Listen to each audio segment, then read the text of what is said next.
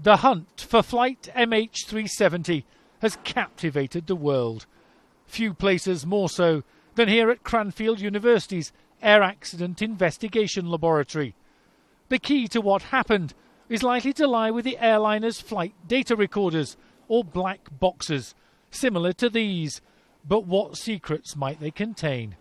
Clearly, as lay people, we talk about the black box.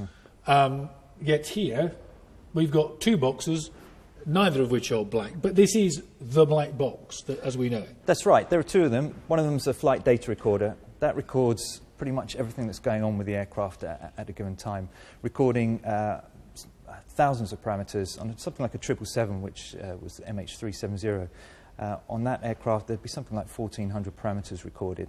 Such as what, in lay terms? Things like what the aircraft's doing in terms of pitch, roll, and its attitude, what the engine thrust is doing, whether seatbelt signs were on and off, what the temperatures were inside the cargo compartment. So a huge whether amount or of not detail. there was a fire, presumably that would be detected. Fire warnings, that kind of thing. Altitude, speeds. But what it doesn't tell us is the context in how that happened. So it won't tell us what the weather was, for example, and it won't tell us other things like what was going on in the passenger, down in the back with the passengers, for example, whether there was, a kerfuffle or something going on. So if there was a hijacking, for instance, it may be recorded in movement of the aeroplane, but it wouldn't be recorded as an event. There was a problem in the back or the front. Absolutely, and that's where maybe the cockpit voice recorder would come in, because that records communications in the flight deck. So there are a series of microphones in the flight deck that record what the pilots are talking to each other about. And that's running all the time? It is. From engine start to engine shutdown, those recorders are running.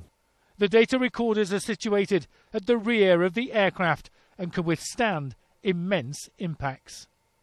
They are required to sustain 3,400 G, which is equivalent to stopping a car from 70 miles an hour to 0 miles an hour in 1.5 centimetres. So they are very, very tough units. Some experts believe if the plane went down deep in the southern Indian Ocean, then it could be a decade or more before the black boxes are even discovered.